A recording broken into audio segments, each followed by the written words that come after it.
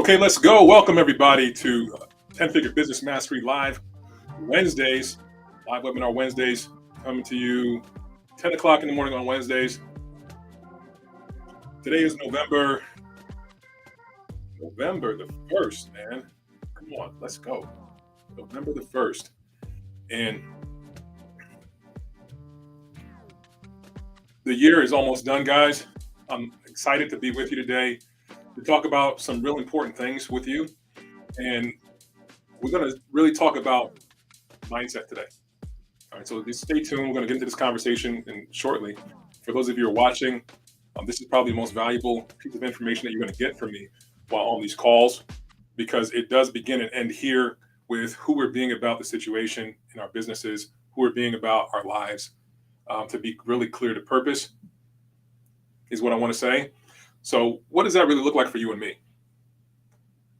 Let's talk about it a little bit. But first, for those of you who are not in this every single week, we always do a recap of what we're about here. All right, so welcome to 10 Figure Business Mastery. This is me, Cheston Bolgen with By the Books Consulting. We help small businesses, entrepreneurs like you with the accounting, QuickBooks, tax strategy, tax planning. We do tax services like your filings and everything, even payroll taxes and all those things alike.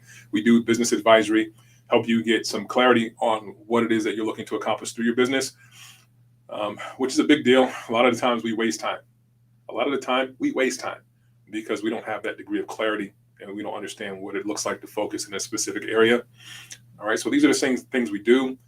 We can work with you all year long in these areas for a monthly subscription. So you can take care of everything all in one monthly subscription.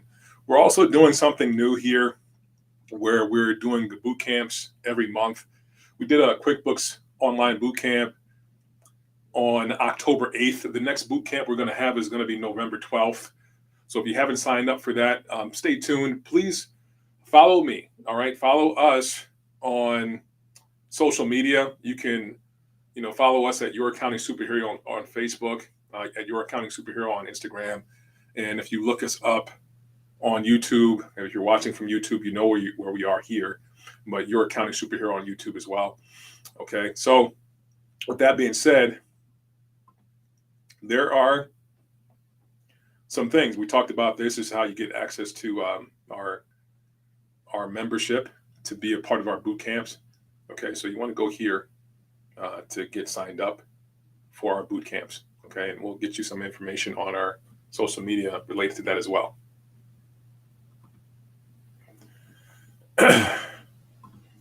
Now we want to get into, this is the preparedness for tax season, but more so today, I want to talk about things that are outside the technical aspects of accounting and compliance.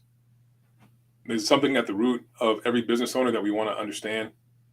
And before we get into that, let me give you a disclaimer. The following is for educational purposes only and is not to be considered financial, accounting, or legal advice. Please consult your tax, accounting, and or legal professional for specific advice. Okay, so here we go. The tenets we stand on.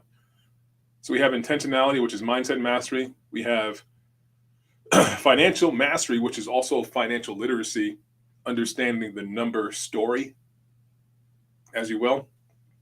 Then we have structures, which is also known as system mastery. And last but not least, we have actions, which is execution mastery. Okay, so the conversation today, we want to be in the conversation of intentionality. I really believe I get to see this day in and day out for myself and for others. It all begins and ends here. There is so much in life that we allow ourselves to be distracted by. It's not always the things that you think that are obvious that we get distracted by, because we can get distracted by, television, the news, social media, spend our time on, Facebook, Instagram, TikTok, Snapchat, all these platforms we can spend our time on and be distracted by those things. We can get distracted by drama in life, like with our family and with our friends, get caught up in all of that. And that can be a distraction. These are not the things I want to speak to, okay? Because it really does begin and end with you and I when it comes to understanding what a distraction is versus what it is to be focused and have absolute focus on what it is that we're up to in life. Now, we call this intentionality. I had a message earlier on today from somebody, and they're talking about the relationship, and there's some principles that we use to help in all aspects of life. They work here in business, but this concept of intentionality works everywhere in life, especially in relationships. She's talking about her daughter, and her daughter is current as disrespectful. She talks back, she does her thing, and I know that some of you listening here who has family, they can relate to, your child. They just mouth off. They're disrespectful. You may be married, and your spouse doesn't seem to be somebody that's helping you, or they might be blaming you for not having that situation under control. And then by the consequence, as a result of all that, you experience a whole lot of stress. You don't know what to do, right? And these situations will spin out of control over time because you just don't know how to handle this in an effective way. You don't feel good. Your spouse doesn't feel good. Your kid doesn't feel good. Nobody feels good in that environment, right? And it all comes from the fact that, your child, your daughter, your son is being disrespectful. So this lady was talking to me today and said, what do I do about that? My daughter is disrespectful. Well, first, we got to realize what absolute focus looks like for us. I invite you to consider if, like in this situation, if her daughter occurs as being disrespectful, then we've already lost. There's no shot, there's no way of winning in this situation, because now we're at the effect of the daughter and we're not the source of everything. We've been distracted by the daughter's behavior, and we allow the daughter's behavior to dictate how we be in that situation versus you and I being the source of it all. What does that look like, man? So her daughter comes to her and says, look, I'm not doing that. I know you asked me to clean up my room. I'm not cleaning up my room. It's my room. I want it to look the way I want it to look. So get out. Just stay out of my room. Right? It could occur like that, right? It could happen like that. And you're like, well, I'm the parent. I tell you what to do. You don't tell me what to do. That's immediately what shows up. Right? And in this moment here is where we win or lose the game. Right here in this moment, because the daughter of the child, they respond that way, and now we react to it as such where, hold up, I'm in charge. Who are you? But now we got to step back and see, well, what's the most effective approach to this? I invite you to consider that it begins with how we allow ourselves to process life. If I'm processing life through absolute focus, which means I have intentionality, which means there's an intention that I have for the relationship with my child. And that intention looks like, we are loving and nurturing, and we help edify one another in this household. That could be a family intention. That could be an intention for the relationships inside of the whole family where, there's love, support, edification inside of the environment. And that's the relationship where we build each other up. We're always there to support one another. We're always there to love one another. Now, if it comes to the point where we're experiencing those things that we don't want in terms of disrespect, well, we got to look at ourselves to see what kind of world, what kind of environment have we been creating to allow that to exist, for one. Number two, if it does exist, well, what can I do to shift it back to what it is that I say that I want in this area of life? Now, if I have it clear that the intention is love, support, edification with each and every one of us, then it doesn't matter what they say. They're always going to show up as somebody that's loved, that's supported, that's edified. I see them for their greatness. My kids were growing up, my sons especially. I was a tough dude, man. Disciplinarian guy. I was that guy. Like, hey, man, I run things around here. You make sure you fall in line. All right, you do the things you need to do. Make sure you're an upstanding citizen. Make sure you follow the rules. You conduct yourself with a level of respect and lets people know where you come from. There's a last name that you have. You want to make sure that when you go out, that last name is reflected the way that we want it to be reflected. That's kind of how that went when I was raising my kids when they were younger. And because of that, they would mess up and they would get disciplined. I would have them do like, push-ups, duck walks, take them to the track. They do little exercises and everything to realize, okay, we don't do these things, right? Until they get the lesson or whatever that looks like. So they would not want to do those things. And I was always looking for it, right? I was always looking for the opportunity to make sure that they were corrected when things went wrong, right? Things would go wrong and I would be the one to correct that. And people would be like, man, Chas, you're kind of hard on your kids. I'm like, these are my kids, right? That's how it would show up. And there was a moment when my son was in 7th grade where, he had my son, he was like, he always wanted to do the right thing because he didn't want to get in trouble. That's how he walked around. He did not want to get in trouble with dad. He wanted to make sure he was doing okay. And if he messed up, he knew it was like, man, this is not going to go well.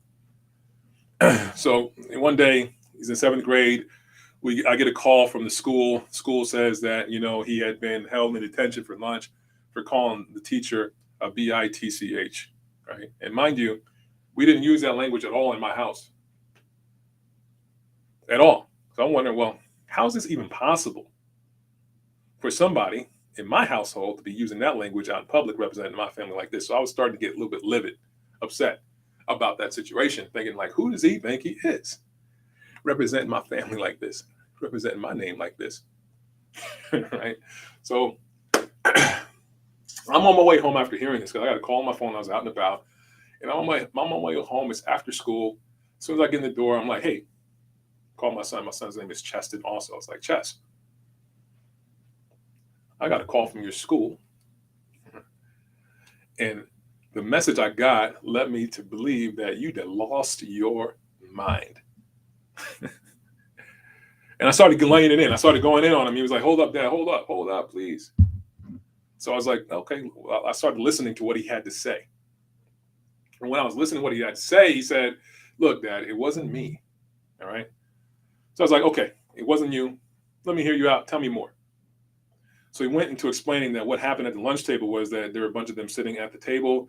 And the teacher came to the lunch table and she had given them some disciplinary action. Can't remember what it was right now, but there was something that she said to them that said, well, they can't go out to recess or they can't do something.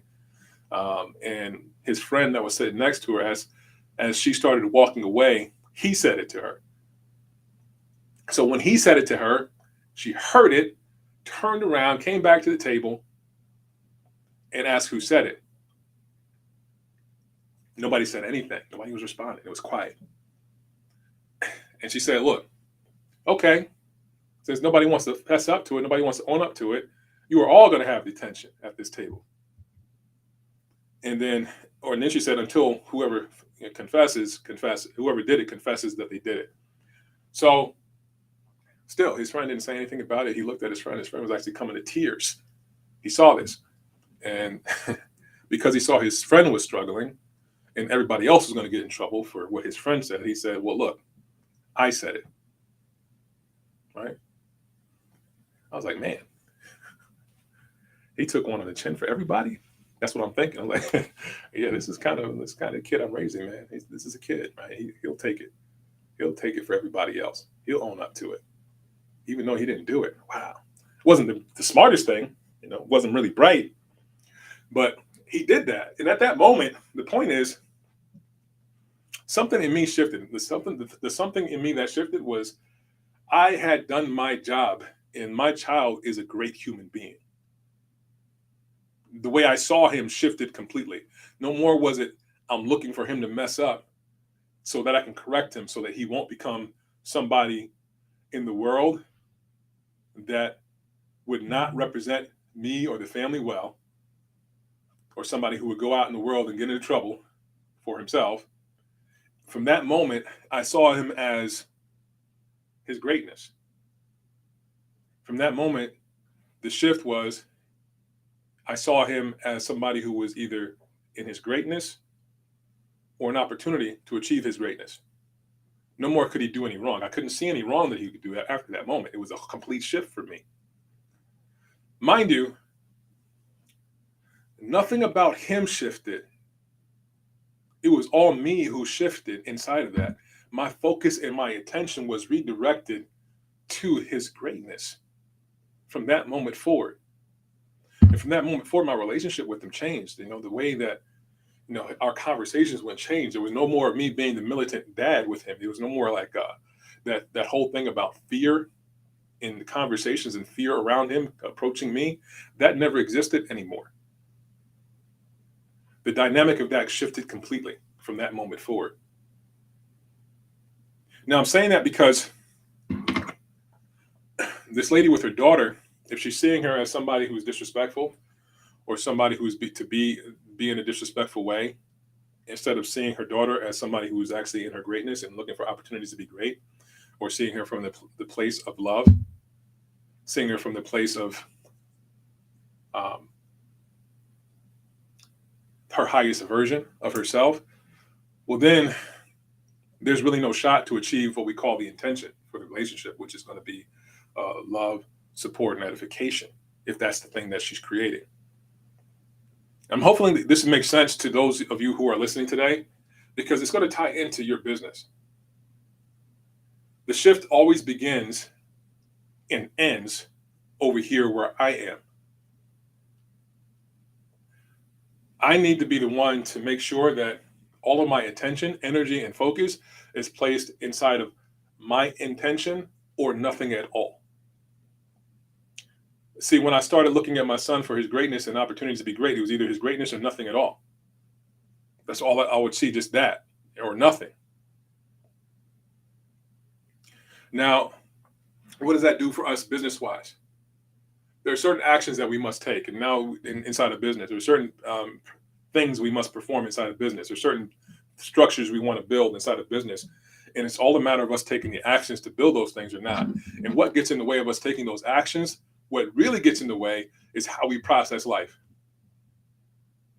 We have something about the actions we need to take. Oh man, this is too much, or it's overwhelming, or I don't know how to do this, or I don't know if this is going to work, or man, I'm on my own. I need help and there's nobody here to help me, or the people that I'm coming across can't be trusted, or I don't have the people around here that are really good laborers or good workers, and I don't know how to find good help. All those things are a distraction and they waste your time. When it could be simply given by the intention you have for your business. What is it that you really want to create in your business? Who is it that you really want to serve in your business?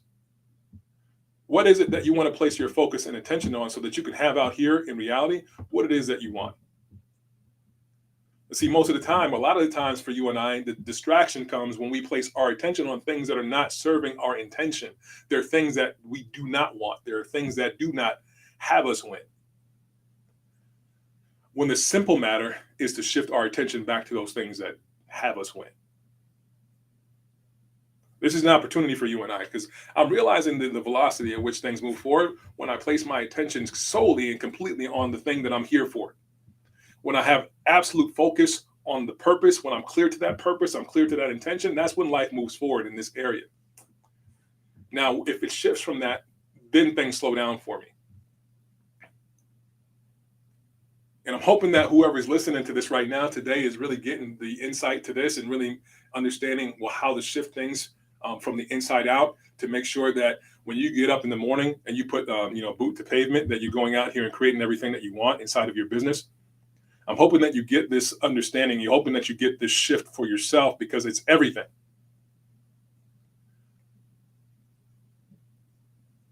We can give up everything else, but if we have this, we win. This is the beginning. This is the foundation. Is to be focused. It takes something, right? So it takes being able to shift ourselves internally to being able to see what's actually working in life for our businesses in this area. To register those things, like what is it that you did today that you said you would do, and you actually accomplished those things, right? And making sure that you are in line thinking about those things so that you get more energy charged to those things. You're maintaining what we call a high vibration in life for that, right? It takes something to shift it. something happens in your business, it might not go your way, but who are you going to be about it? Are you going to be the person who gets in the fetal position and has a pity party about what happened? Or are you going to be the person saying, you know what, that happened, and this is where I'm headed? This is actually what I'm creating. So this is my next action for this. Clearly, these are the action steps I want to take because this aligns with what I'm creating right now in my business. Guys, I don't know if you're really getting the thing that I'm putting down here, because it can seem out there. It can seem like something that's like, well, what does that really look like for me? It can seem like it's kind of esoteric, but this is the stuff that life is made out of. There's something inside of being able to be focused absolutely on a given thing, on one given thing. To not be swayed by anything else, but be given to that one thing that you say that you're here for. It'll allow you to make the phone calls when you don't feel like making the phone calls. It'll allow you to do the job in a way and provide the service in a way when you might not enjoy the type of client or customer you're working with at that moment. But you're actually given to the vision. You're not given to the circumstance. Get what I mean with this, guys. All right. So, most of the things here that I wanted to say are inside of this, guys. Now, I'm keeping this short and sweet. And if you're getting any value out of this, share, like, subscribe, leave a comment if you have any value out of this conversation. All right. A lot of times we're going to talk about, the financial literacy component. We're coming up on tax season, and we talk about how to maintain a level of compliance, the things that we need to do. But it really does begin and end here, because if we don't have alignment inside of what it is that we're here for, they want to set us up. We're going to set ourselves up for a lot of suffering. We're not going to do the things that we need to do in order to take our business to levels that we want to take it to. All right. We're going to cause like a lot of pain. We're going to not be compliant. We're going to, not do the tasks that need to be done in order to complete the next phases of our businesses. But it does begin and end here with where it is we place our focus and attention. And that is what we call intentionality, mindset mastery, guys. All right. Hopefully you got some value out of this week's live webinar. Like I said, it's a little bit unusual for our typical live webinars, but I felt it today that this is what was wanted and needed to be said to make the difference for you. So if you're listening to this was dedicated to you today. Hopefully you get some value out of this, and I will see you next week. Take care, guys.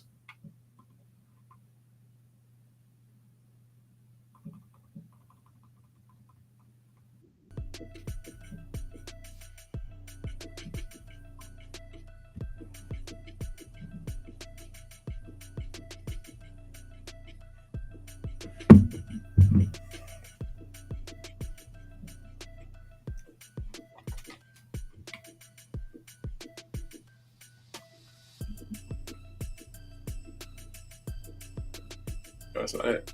That's not it.